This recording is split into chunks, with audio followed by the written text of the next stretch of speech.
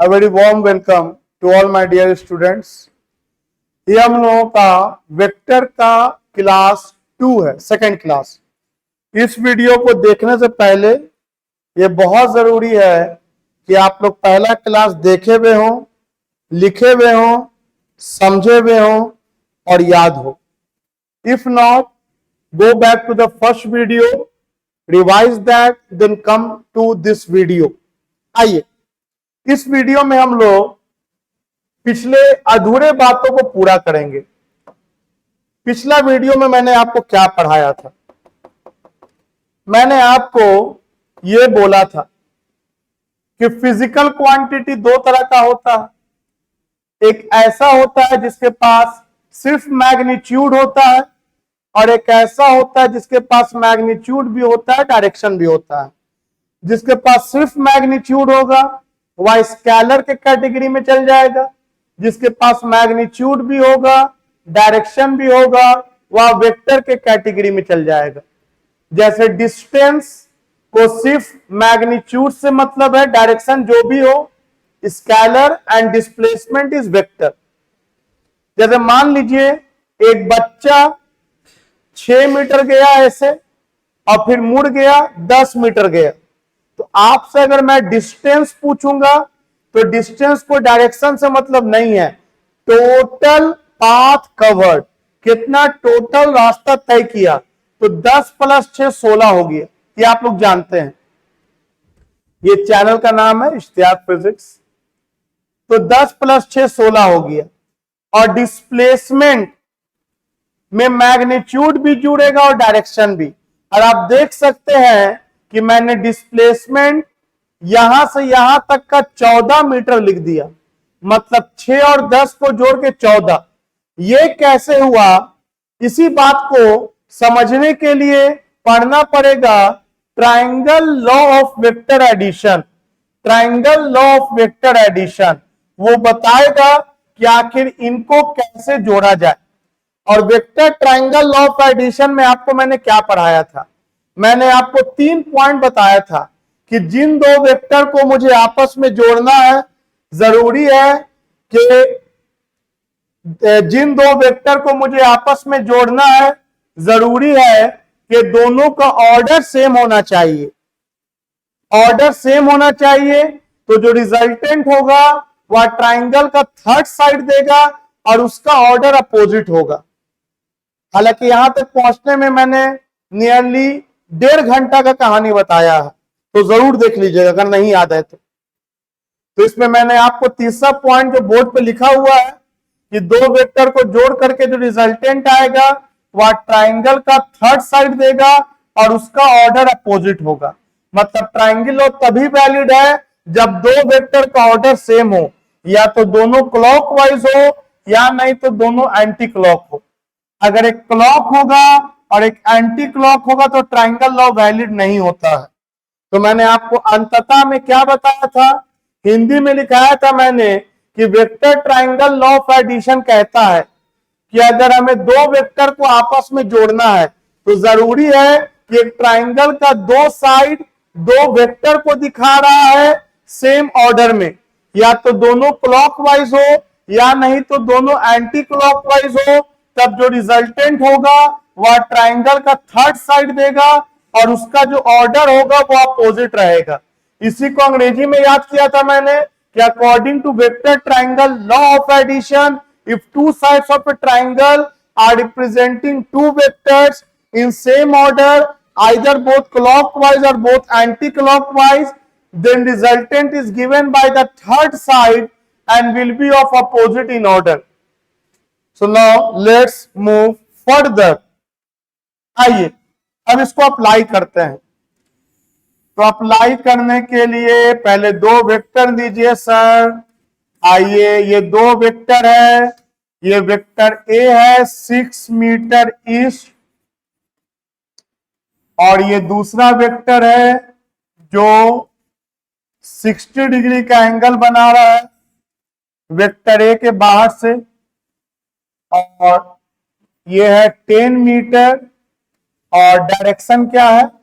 Making angle 60 degree with east, east के साथ ये झुका हुआ है 60 डिग्री के एंगल पे।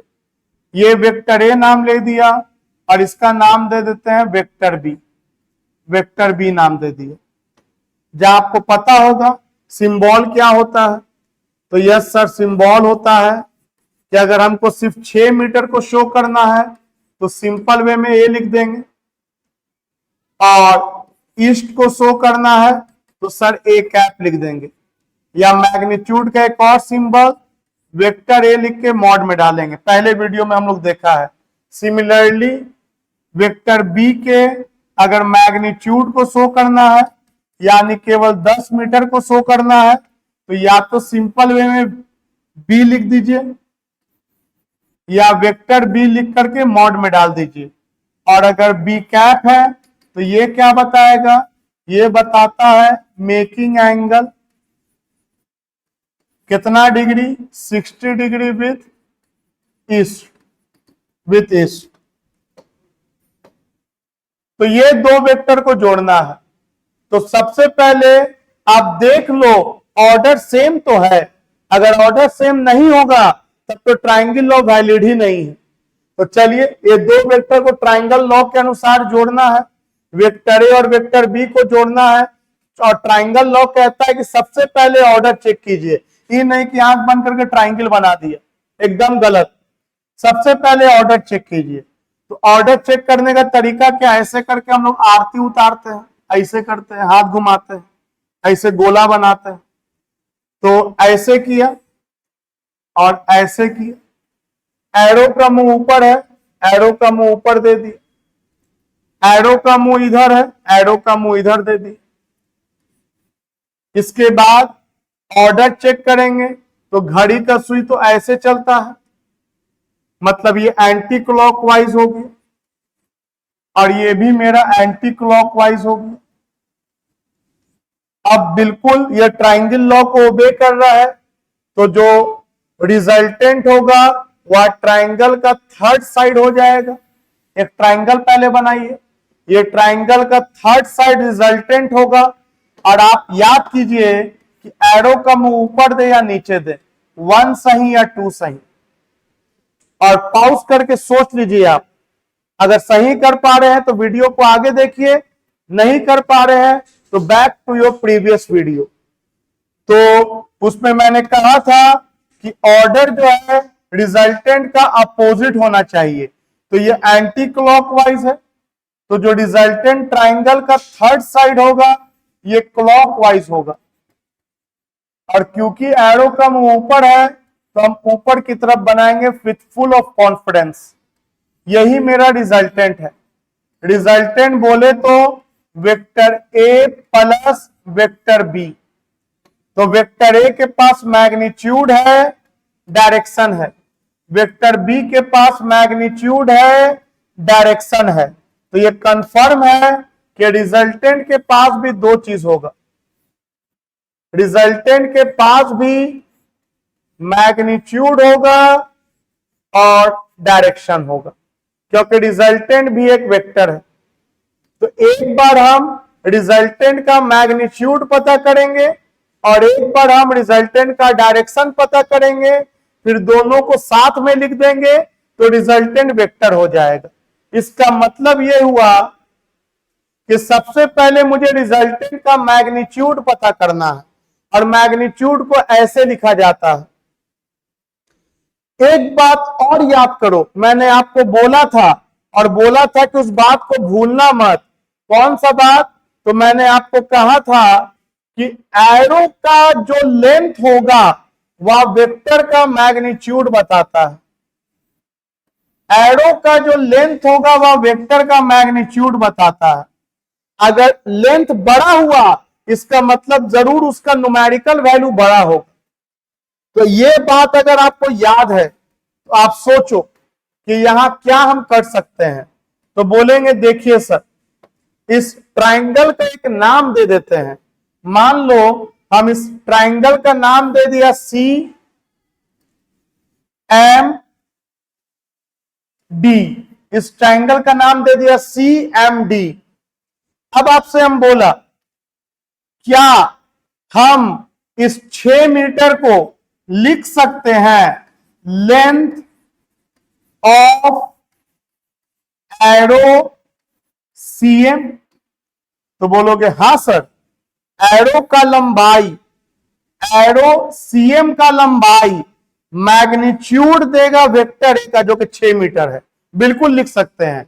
ये जो सीएम का लंबाई है सर, यही तो मैग्नीट्यूड है, और ये कितना इसका लंबाई है?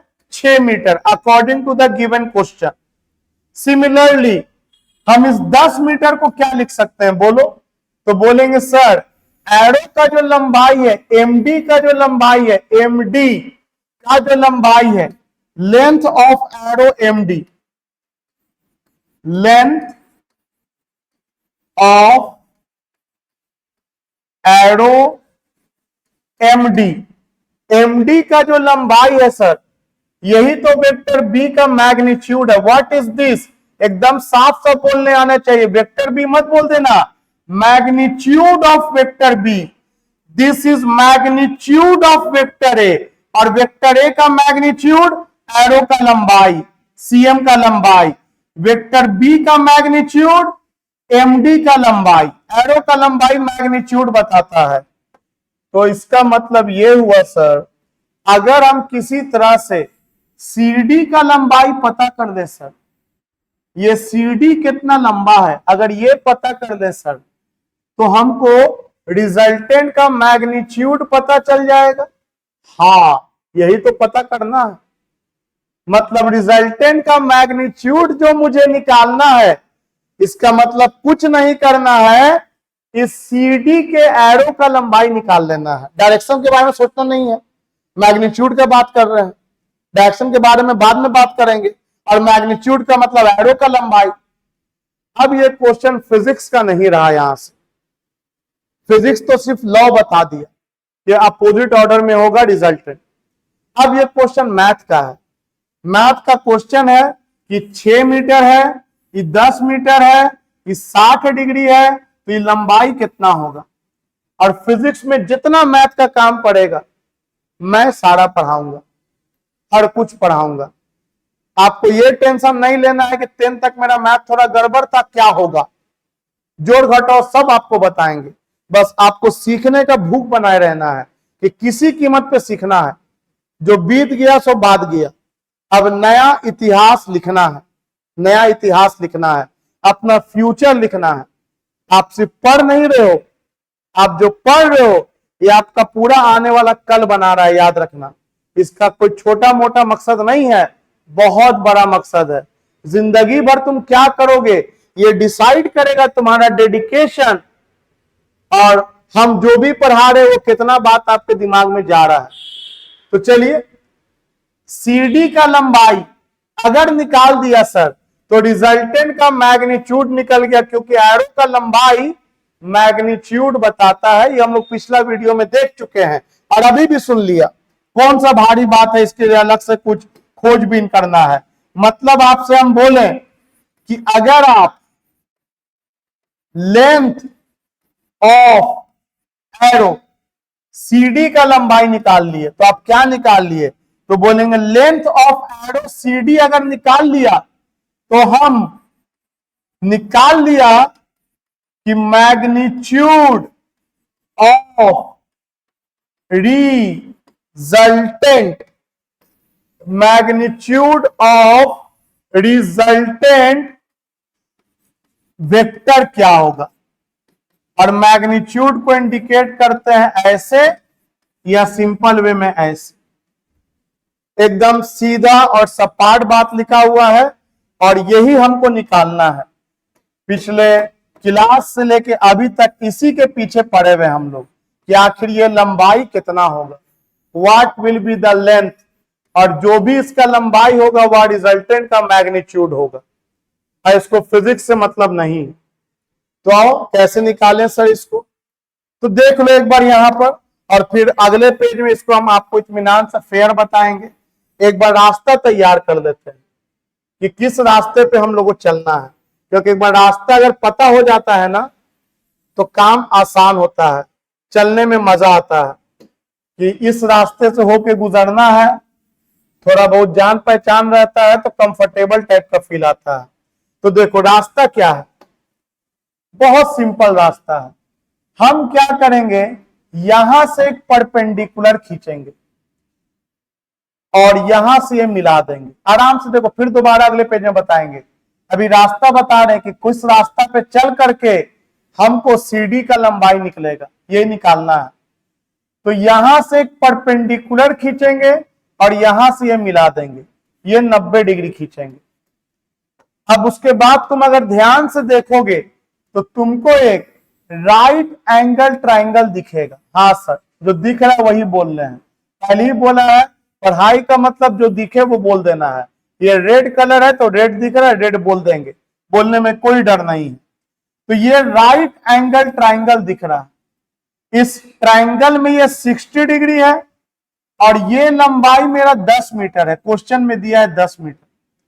तो 90 के सामने वाला हाइपोटेनस, थीटा के सामने वाला परपेंडिकुलर और जो बच गया वो बेस। तो क्या बोला मैंने बोला 90 के सामने वाला हाइपोटेनस, थीटा के सामने वाला परपेंडिकुलर और जो बच गया वह बेस। अब सोचो, इस राइट एंगल ट्राइंगल में अगर हम बेस का वैल्यू पता कर लें, मान लो इसका नाम दे देते हैं हम,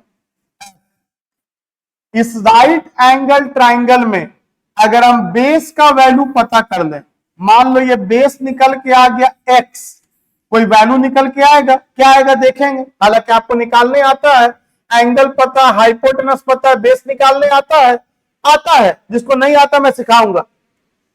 और अगर ये परपेंडिकुलर पता कर ले, ये बेस पता कर ले और ये परपेंडिकुलर पता कर ले, तो अब सोचो ये लंबाई पता है 6 मीटर, ये x भी पता हो गया, मतलब ये लंबाई पता हो गया 6 प्लस x, जो भी x का वैल्यू निकले, और ये लंबाई y पता है। तो एक बड़ा सा राइट एंगल ट्राइंगल लेंगे, ये बड़ा वाला ट्राइंगल लेंगे, और इस ट्राइंगल में आप देख सकते हैं कि ये हाइपोटेनस 90 के सामने वाला। तो पाइथागोरस थ्योरम लगा देंगे कि हाइपोटेनस का स्क्वायर इक्वल टू बेस का स्क्वायर प्लस परपेंडिकुलर का स्क्वायर। तो बेस पता, परपेंडिकुलर पता, हाइपोटेनस निकल गया, अरे बन गया रे आंसर। अब तो फॉर्मेलिटी है जो करेंगे हम, बन गया आंसर। और पता तेरे को क्या करना चाहिए, जिसको आता है उसको मैं बोल रहा हूं, मत देख मेरा वीडियो आगे, पहले तू ट्राई कर ले, भले गलत बन जाए। पहले तू x निकाल ले, पहले तू y निकाल ले, पहले सोचना बड़ा जरूरी है, ठहरना बहुत जरूरी है। जब तक ठहर के सोचोगे नहीं, सिर्फ आंखों से वीडियो देखते रहोगे तो पी नहीं रहो, पीने का चीज नहीं है, सीखने का चीज है। उसमें थोड़ा ठहरा जाता है, रुका जाता है, समझा जाता है, लिखा जाता है, ना समझ में आने पे फिर पीछे किया जाता है।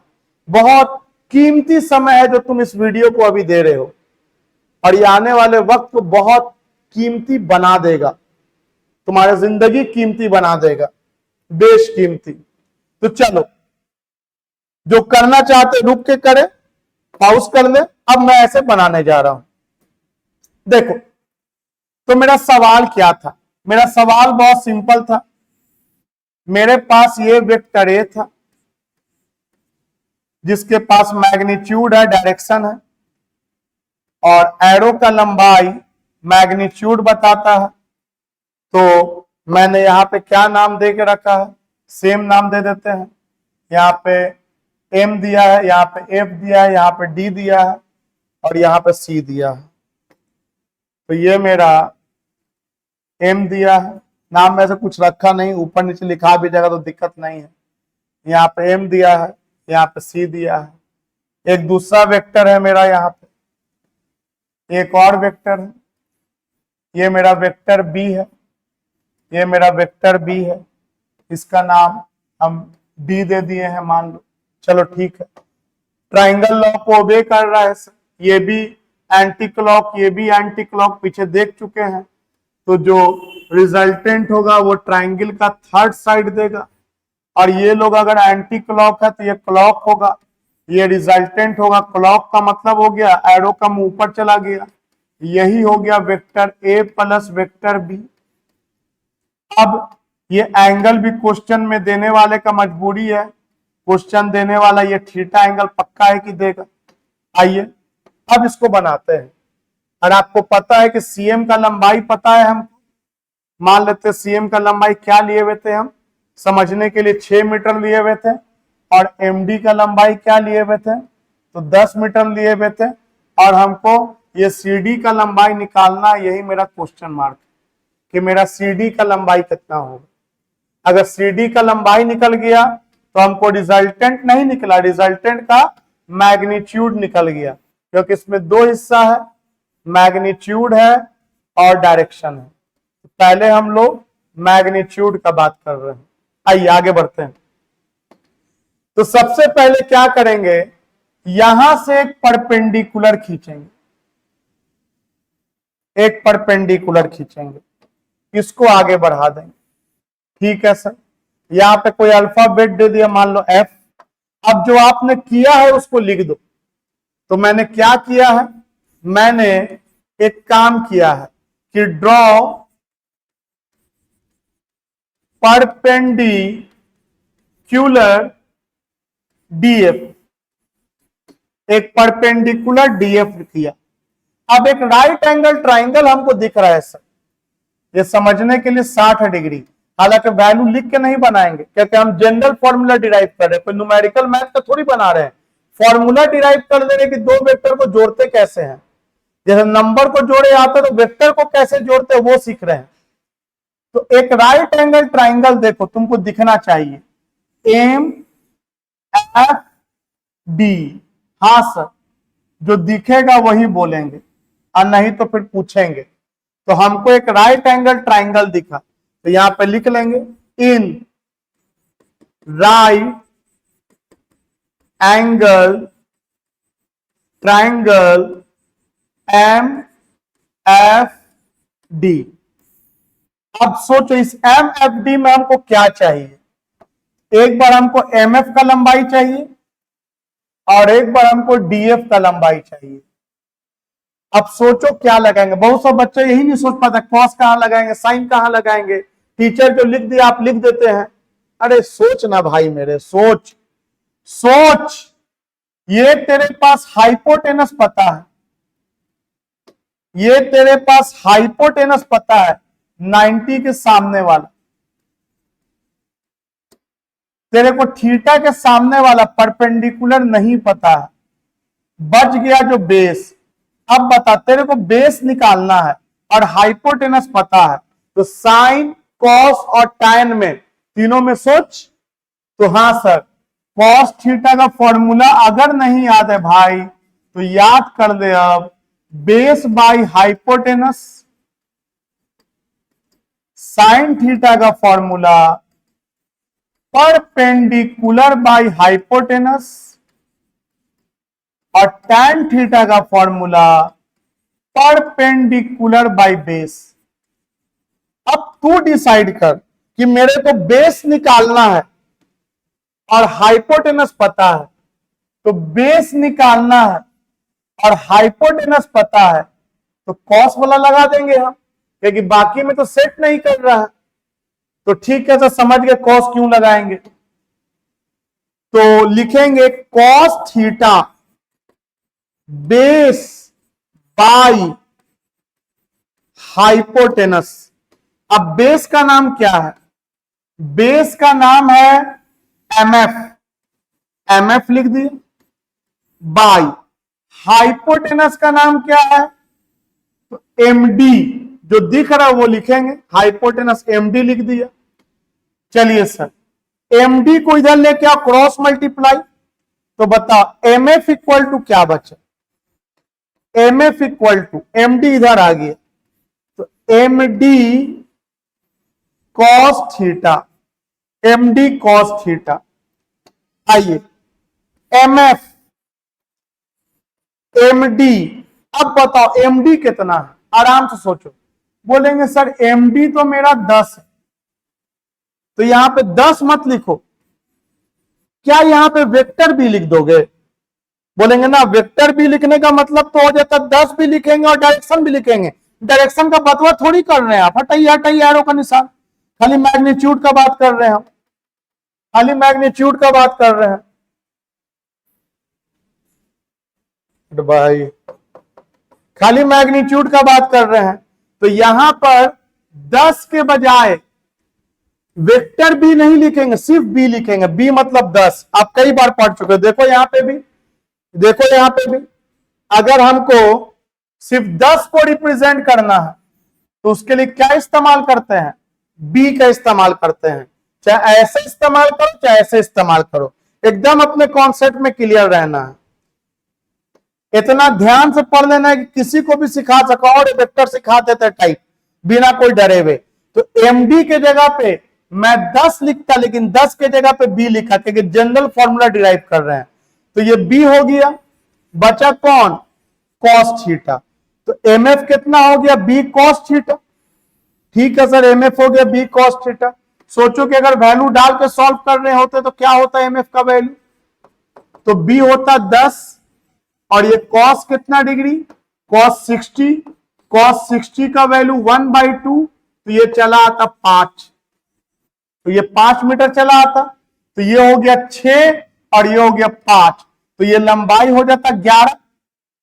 लेकिन हम 5 नहीं लिखेंगे, हम यहां पे लिखेंगे B cos theta, B cos theta. हालांकि मेरे को ये सॉल्व करके 5 आया है, लेकिन हम एमएफ को क्या लिखेंगे? B cos theta. चलिए अब डीएफ का वैल्यू निकालना है। तब तुम सोचो, फिर सोचो, हाइपोटेनस पता है और परपेंडिकुलर निकालना है, तो लगाएंगे sine theta perpendicular by hypotenuse.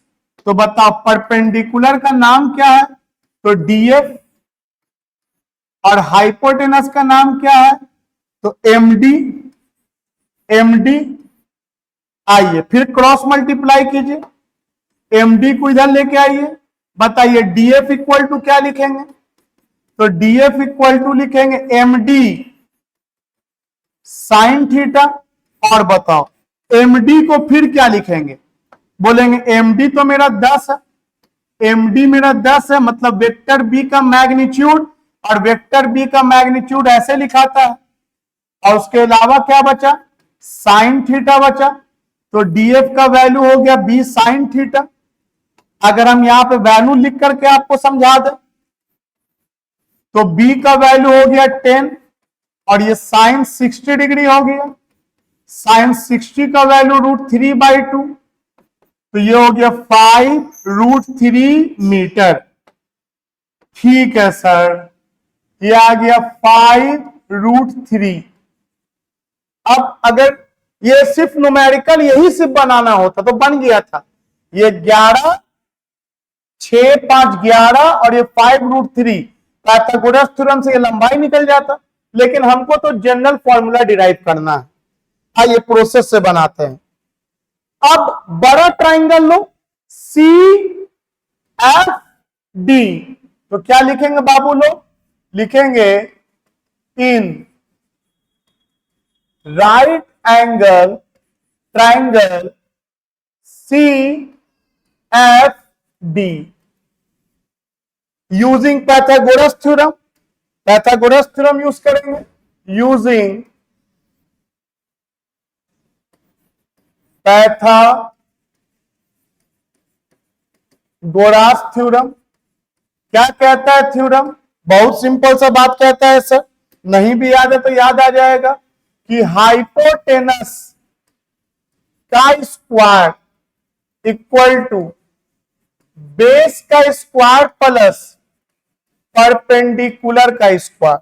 अब देख करके बताया ना, कम से कम जब भी तुम कॉपी में वीडियो देख के लिखो ना तो सुनो और वीडियो देखो कम, और अपने आप बिना वीडियो देखे हुए हाथ चलना चाहिए।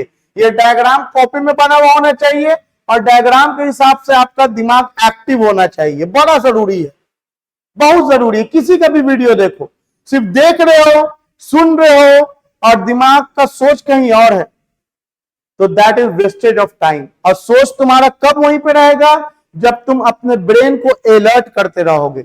जहां भी देखो ब्रेन अलर्ट नहीं हो पा रहा है, थोड़ा देर पॉज कर दो, जाके मुंह हाथ धो लो, खुद से बात करो और तब वीडियो देखो। दैट विल बी वर्थ, तब काम आएगा। तो हाइपोटेनस का स्क्वायर, अब जो दिख रहा है बोलो, हाइपोटेनस का नाम क्या है? तो सर हमको यहां पर दिख रहा हाइपोटेनस, ये सी डी, यही तो सर हाइपोटेनस है। तो लिखेंगे यहां पे सी डी का स्क्वायर। चलो बेस का नाम क्या है? तो ये है सर बेस, ये है बेस सी एफ, तो सी एफ का स्क्वायर। परपेंडिकुलर, तो ये है सर परपेंडिकुलर, ये है परपेंडिकुलर, कौन है ये? डीएफ, तो डीएफ का स्क्वायर। जो दिखा वो लिख दिया, जो दिखा वो लिख दिया। अब एक बात बताओ, सीडी क्या है? अरे सर सीडी देखिए ना सर, यहां पे आप लिखे थे सीडी ही तो मेरा रिजल्टेंट का मैग्नीट्यूड है। हाँ, तो सीडी के जगह पे क्या लिख देंगे? आर, स्क्वायर है, स्क्वायर मार देंगे, रिजल्टेंट के मैग्नीट्यूड का स्क्वायर कर दिया हम लोग। इसको थोड़ा हम लोग छोटा कर लेते हैं, ये हम लोग समझ चुके हैं। ये हम लोग रिजल्टेंट का मैग्नीट्यूड का स्क्वायर कर दिया, सीडी जो है मेरा। इसके बाद मेरा सीएफ क्या है? सीएफ, तो यहां से यहां तक, यहां से यहां तक 6 है, और 6 को क्या लिखेंगे? वेक्टर ए लिख देंगे? नहीं सर, वेक्टर ए नहीं लिखिएगा, खाली 6 लिखना है ना, तो ए का खाली मैग्नीट्यूड लिखिएगा। ये ना कि आप बैठ करके एरो का निशान मार दिए, तब तो डायरेक्शन भी ले पड़ेगा, डायरेक्शन थोड़ी ले रहे हैं, मैग्नीट्यूड निकाल रहे हैं। तो यहां से यहां तक 6 लिखना है, तो 6 की जगह पे हम लोग ए का मैग्नीट्यूड लिख दिया, उसका स्क्वायर। एक मिनट, सीएफ है ना, सीएफ है, सीएफ है, ए लिख दिया, यहां से यहां तक 6 लिख दिया, और यहां से यहां तक क्या है? तो 5 है, 5 को क्या लिखेंगे?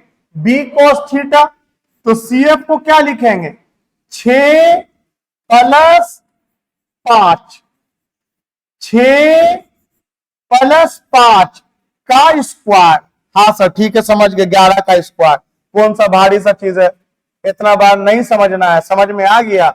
ये यहां से यहां तक ये 6 है, और यहां से यहां तक ये 5 है, और स्क्वायर है तो स्क्वायर कर दिया। सीएफ का लंबाई आप वहां पे लिख दिया है, ठीक है। आइए, डीएफ का लंबाई क्या दिख रहा है?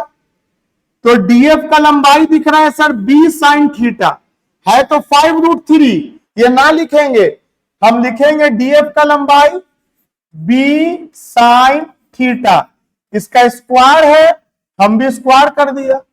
तो अगेन इस लाइन के बाद ये लाइन फिगर देख के लिखोगे, मेरा देख के बिल्कुल मत लिखना, फिगर देख के समझ में आएगा वही लिखना है। आइए आगे बढ़ते हैं।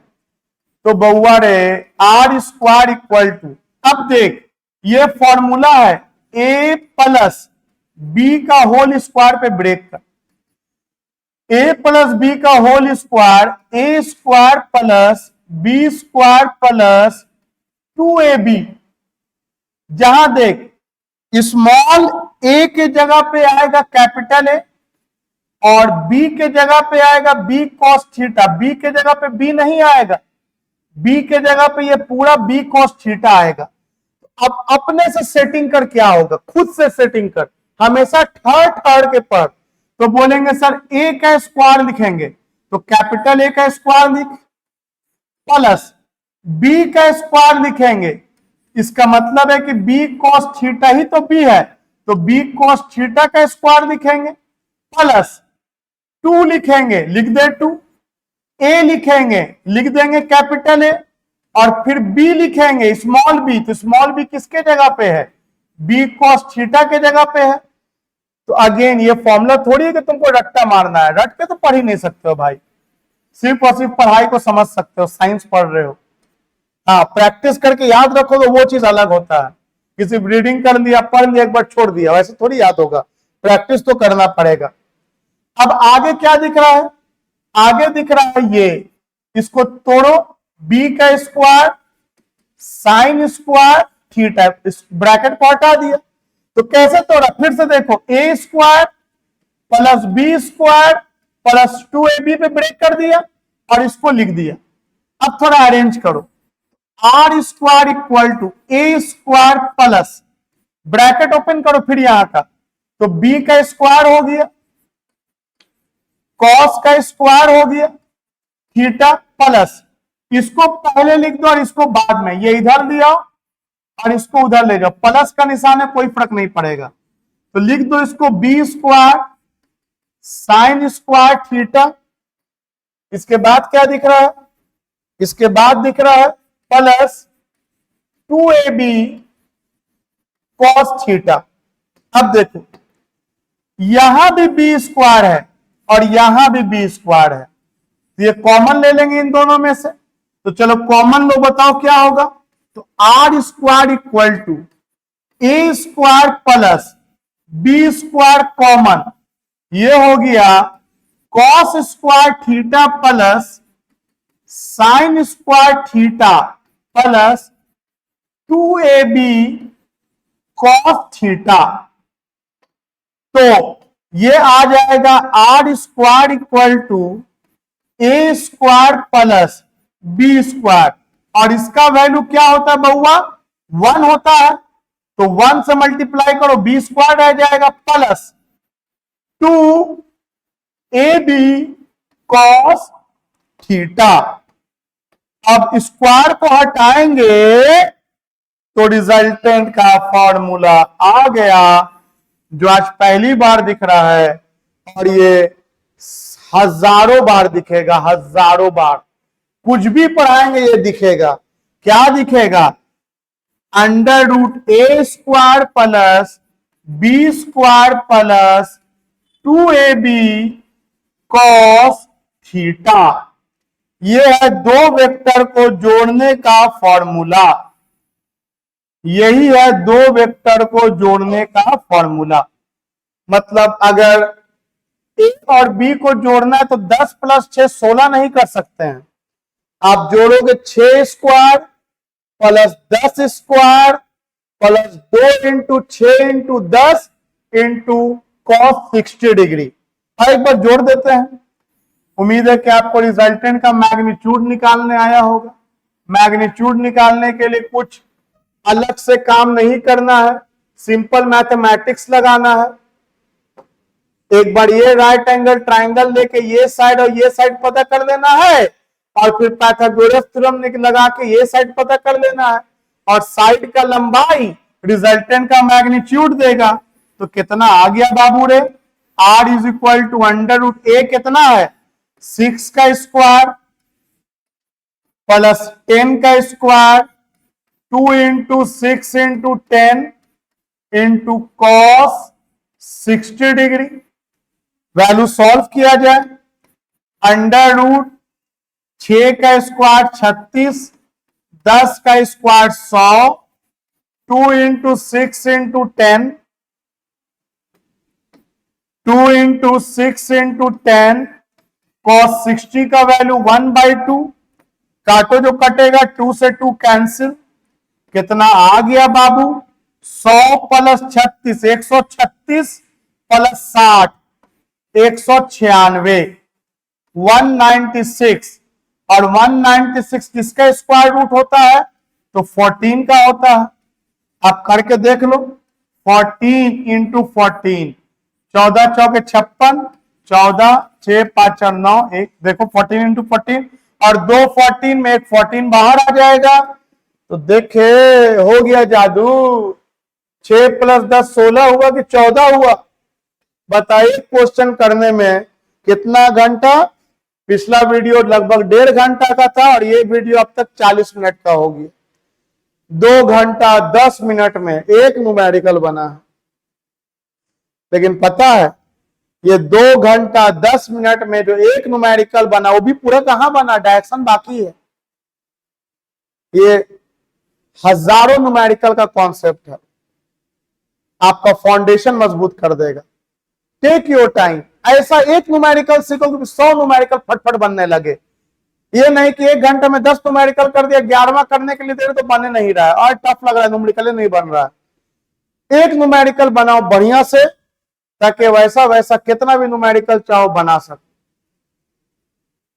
चलिए, तो ये हम लोगों ने रिजल्टेंट का मैग्नीट्यूड निकालना सीखा है। अब रिजल्टेंट के पास तो दोनों होता है, मैग्नीट्यूड भी और डायरेक्शन भी। तो देखो यहां ध्यान से, देखो ध्यान से,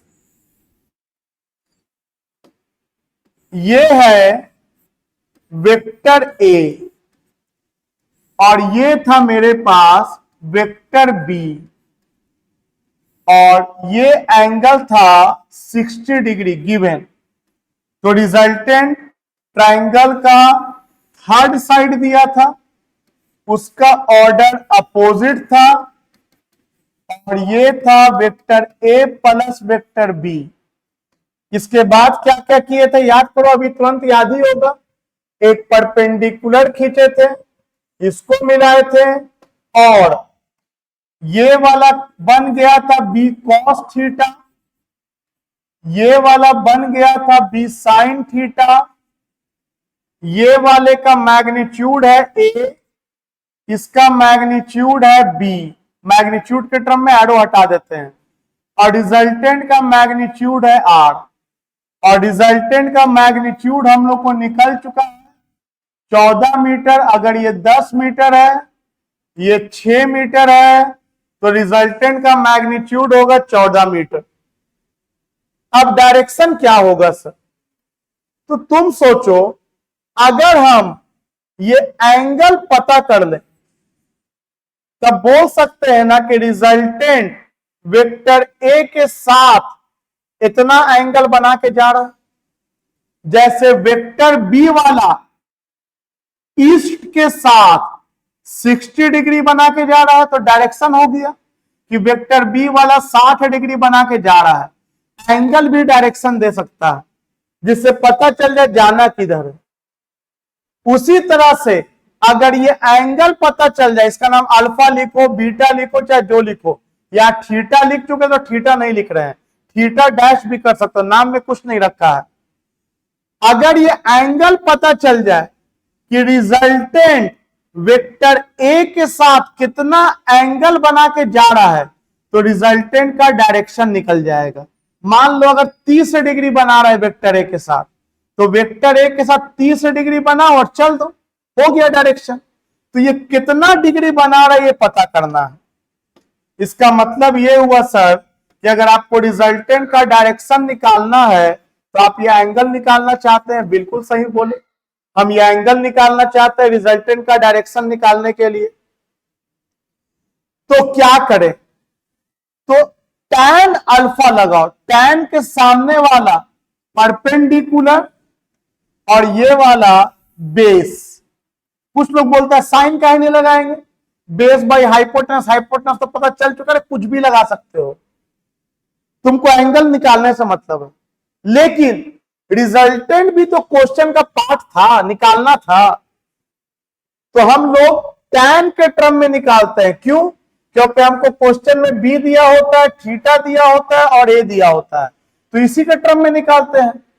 ऐसे निकालने को कोई बोलेगा रिजल्टेंट निकाल चुके हैं सर, साइन थीटा के टर्म में निकाल सकते हैं, sine alpha base by hypotenuse, sorry sine alpha perpendicular by hypotenuse, हाँ बिल्कुल निकाल सकते हो। Cos alpha base by hypotenuse, बिल्कुल निकाल सकते हो। लेकिन tan के टर्म में निकालो, क्वेश्चन के गिवन टर्म में निकालो।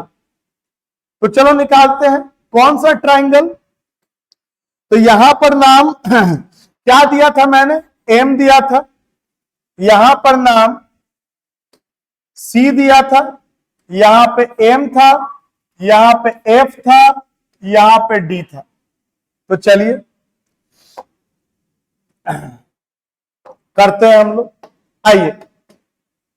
तो in right angle triangle, triangle का नाम बोला जाए C F D, triangle C F D.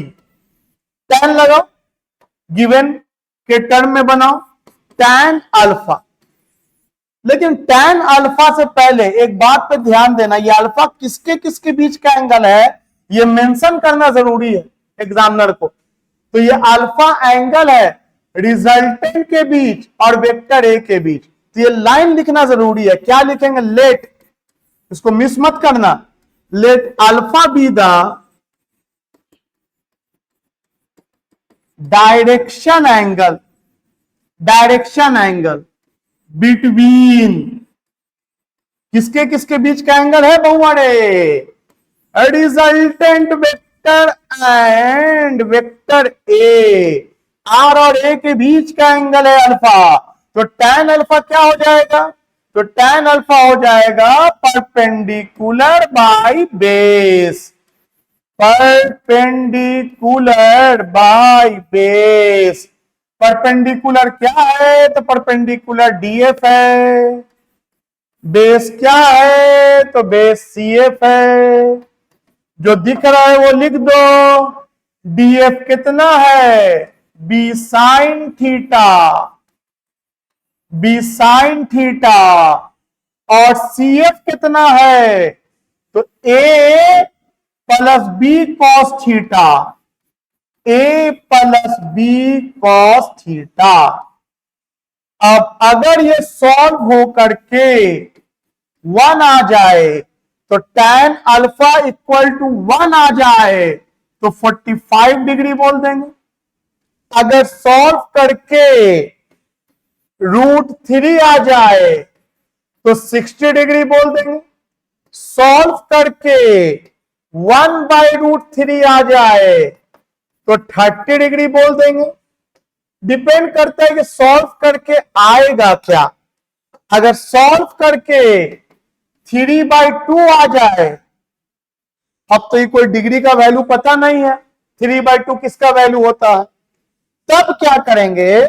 तब लिखेंगे अल्फा इक्वल टू tan को इधर ले आओ और फिर ऊपर ले जाओ, तो ये हो गया tan इनवर्स 3/2। ये डिग्री में ना कहलाएगा, ऐसे करके लिखा जाएगा। अगर आपको वैल्यू पता ना चले तो, डिग्री में ना पता चले तो क्या किया? कुछ नया नहीं किया, अल्फा छोड़ दिया और tan को इक्वल टू के उधर लेके चले गए और फिर ऊपर लेके चले गए, तो tan इनवर्स इतना लिखा गया 3/2। मतलब हम लिख सकते हैं क्या?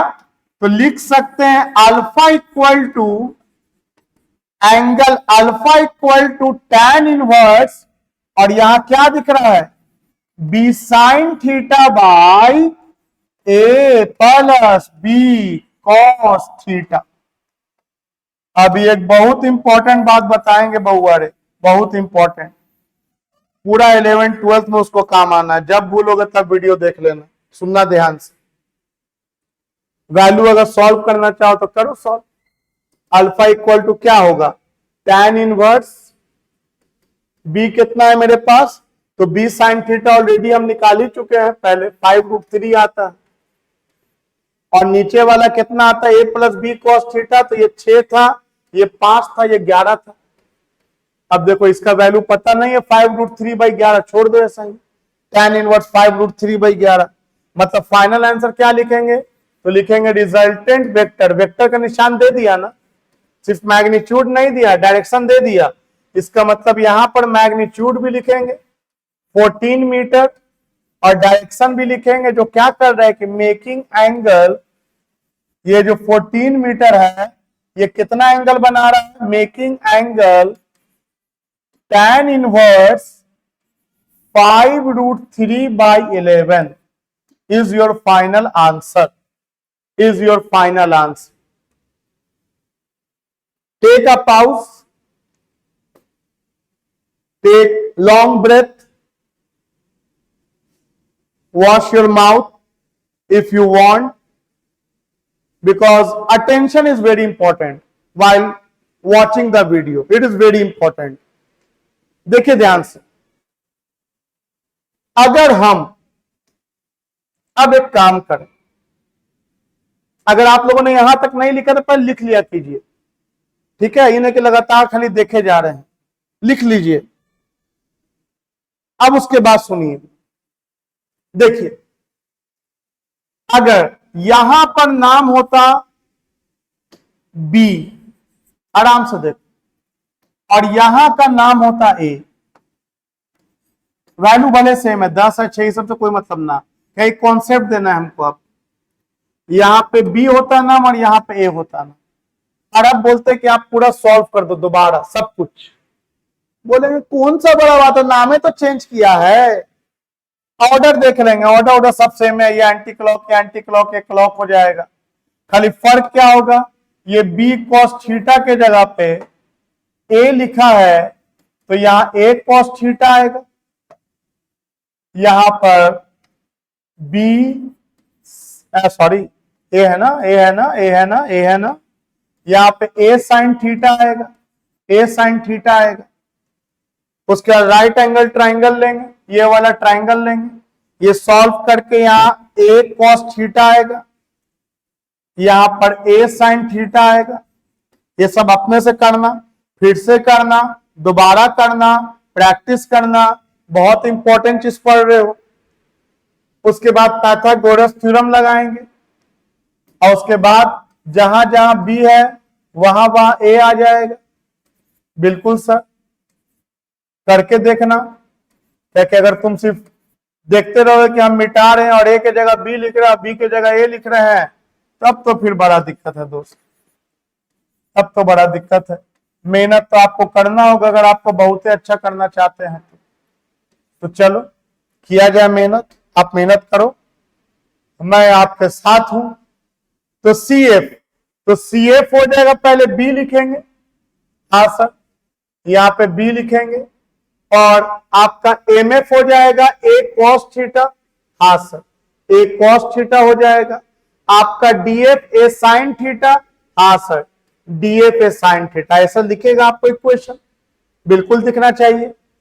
अब b प्लस ए कॉस थीटा का होल स्क्वायर है, तो ये हो जाएगा बी स्क्वायर ए कॉस थीटा का स्क्वायर, अब में ये काम करेगा b का, ए कॉस थीटा का स्क्वायर प्लस 2 बी ए कॉस थीटा, और ये स्क्वायर को तोड़ेंगे, ब्रैकेट को हटाएंगे तो ए square sine square theta.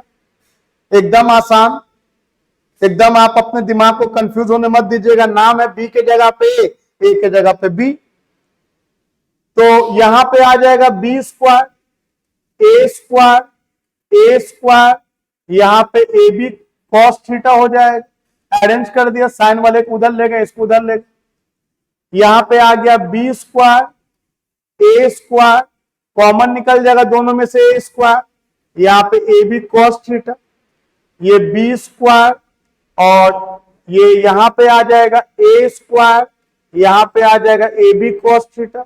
Sir answer तो वही आ गया सर, हाँ ठीक है, यही बताना था, यही बताना था भाई मेरे, कि कोई किधर भी रहे, रिजल्टेंट के मैग्नीट्यूड को कोई फर्क नहीं पड़ता है, उसका फाइनल आंसर यही लिखोगे। ये नहीं कि नाम इधर उधर दिया तो सोच रहे, नहीं, फॉर्मूला वही होगा, under root A square plus B square plus 2ab cos theta. आइए, आंसर तो यही निकल गया, 14 मीटर, यही निकल गया। डायरेक्शन में थोड़ा सोचते हैं, डायरेक्शन में थोड़ा सोचते हैं। तो नाम तो हमने चेंज किया है, नाम में हमने इसका नाम क्या दे रखा है, इसका नाम ए दे रखा है, इसका नाम बी दे रखा है। यही तो सीखना है, बहुत इंपॉर्टेंट चीज है। आपको लग रहा है सिंपल सिंपल बात है, ये सिंपल सिंपल बात ही तो आपको सीखना है, तो आपको भारी भारी बात भारी नहीं लगेगा, और यही सिंपल सिंपल बात लोग स्किप करता है, तो फिर बहुत दिक्कत होता है आपको पढ़ने में भी, हमको पढ़ाने में भी। तो ये मेरा हो गया इस तरह से, चलो ठीक है।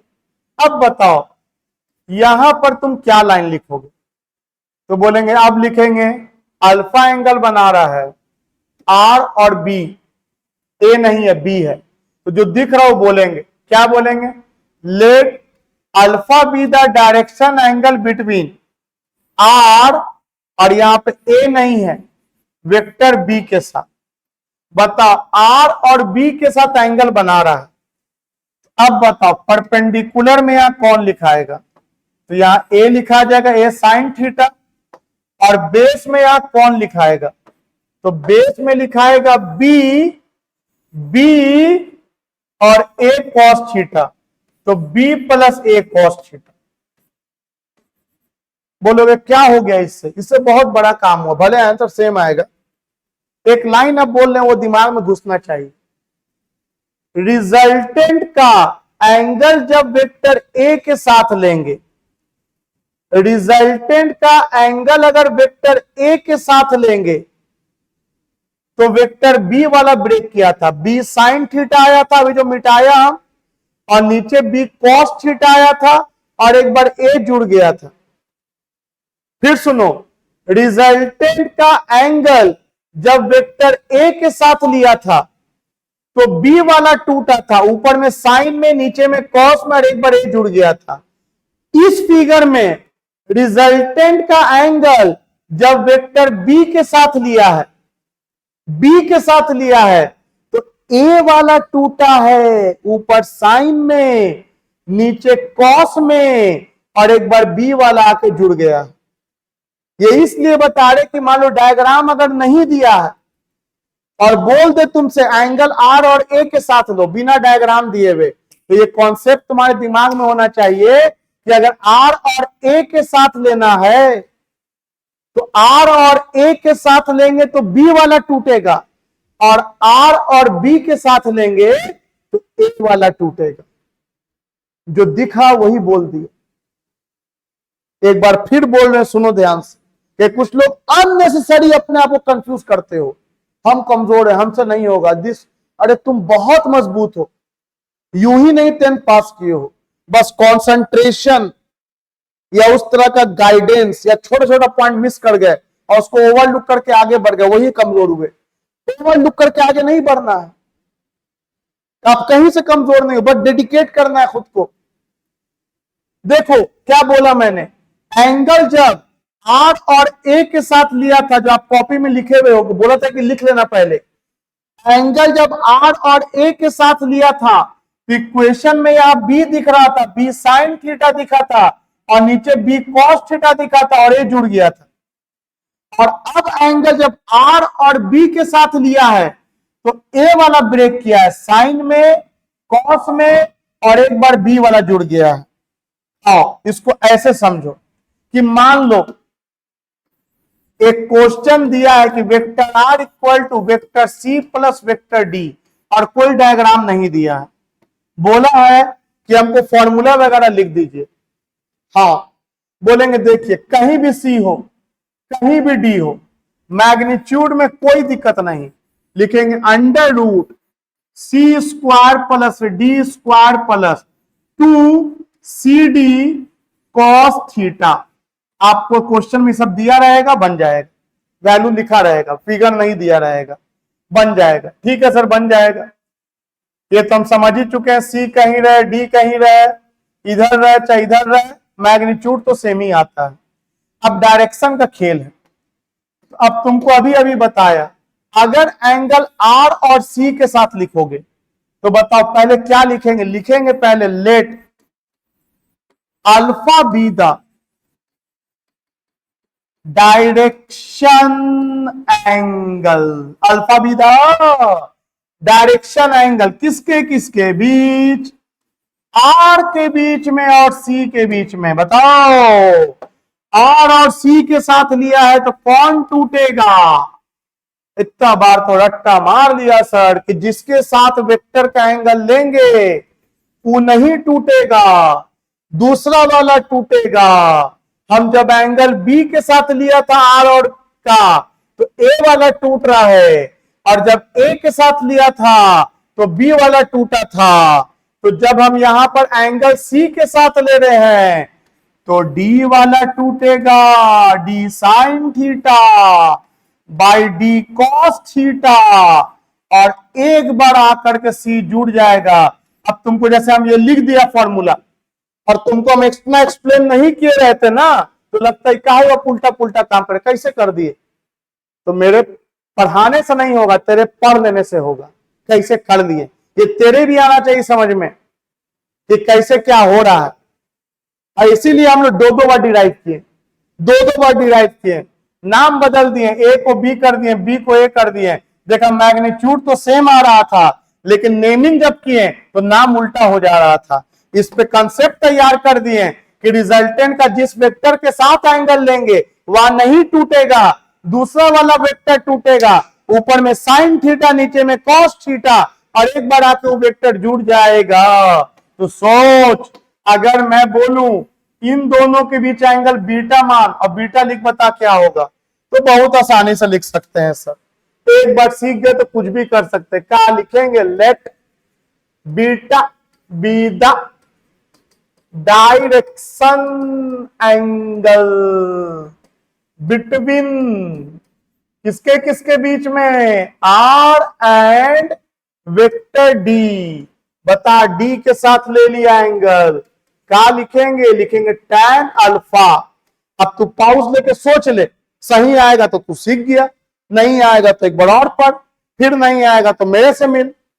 तो बता, आर और डी के बीच का एंगल, तो आर और डी के साथ लिया ऐसा तो सी वाला ब्रेक करेगा, सी साइन थीटा। अच्छा, यहां पे बीटा माना है एंगल, अल्फा नहीं माना है, बीटा माना है तो बीटा लिखेंगे, क्या दिक्कत है इसमें? तो C sine theta by C cos theta, और एक पर आकर के डी जुड़ जाएगा। अब इसमें और क्लियरिटी कब आएगा? जब हम लोग न्यूमेरिकल्स बनाएंगे। जब हम लोग न्यूमेरिकल बनाएंगे, 2 क्लास हो गया, तीसरा क्लास अप्लाई करेंगे न्यूमेरिकल्स में, इसको और अच्छा हो जाएगा, बढ़िया हो जाएगा। यूज कहां के? जोड़ना सीखा, तरीका सीखा, लॉ सीखा है। अगला वीडियो में न्यूमेरिकल बनाना सीखेंगे। Thank you very much.